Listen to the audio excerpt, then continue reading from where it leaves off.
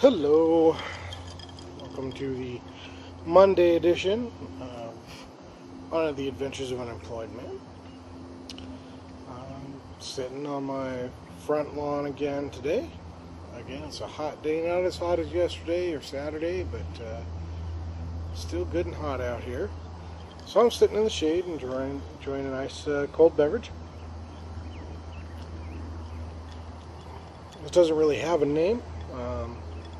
Just something I threw together. A little bit of Captain Morgan spice rum, some fresh cherries broken up in there, and some lemonade on ice. Very tasty, really. And nice for a hot day out here. Today, I don't know, we'll talk a little bit about what a small world it is.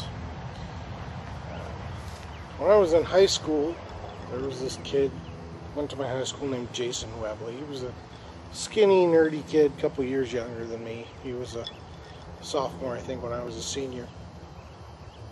And I remember him most because my senior year is when Desert Shield and Desert Storm happened, when Bush the Elder sent U.S. military to kick Iraq out of Kuwait. And there were a lot of people who felt that was really for oil and not any kind of noble reason. Compared to what we've got going on in Iraq now, I'd say it was downright noble what we did then, trying to free Kuwait from the Iraqis. Even if I still believe to this day that it was motivated by oil production. But anyway, Jason Webley, this skinny little nerdy kid, he had a black jean jacket that he wore all the time, and he sewed an American flag upside down on it. And he wrote on it, I think it said something like no blood for oil or something like that. U.S. out of Iraq, something along those lines. And he got threatened a lot with getting his ass kicked for having that flag upside down on his jacket. A lot of people viewed that as unpatriotic. A lot of people whose political views were not quite so, let's say, nuanced as Jason's. I don't know if he ever got beat up for it really, but he got threatened a lot. Anyway, several months ago I was reconnected with a friend of mine from high school, and she told me that Jason Webley now is a musician. He toured around the world and stuff. I didn't know that. I hadn't heard of him as in that respect. But I thought, oh well, that's interesting. A little while ago on an internet forum that I participated in regularly, the Brass Goggles Steampunk Forum, Jason Webley got a mention. There was a thread about gypsies, and somebody mentioned gypsy-inspired music like Go-Go Bordello, and Jason Webley came up.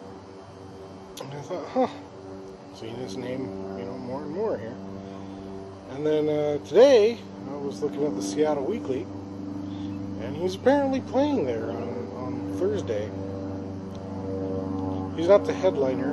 The headliner that night is the ridiculously named Sleepy Time Gorilla Museum. But he's playing, so I guess he's pretty well known.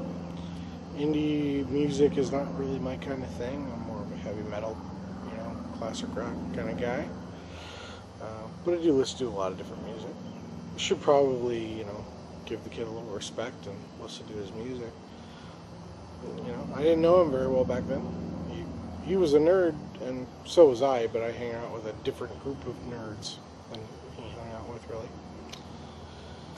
Anyway, other than that, tonight I think I'm going to go to the Paramount Theater. They're having a showing of an old silent Mark of Zorro movie with Douglas Fairbanks with a live organ accompaniment. I love those old movies, old silent movies even. So I think I'm going to go catch that. Might be interesting. Beyond that, hope you had a good day at work while Unemployed Man was lounging out here on the lawn, drinking and making videos for you. Take care.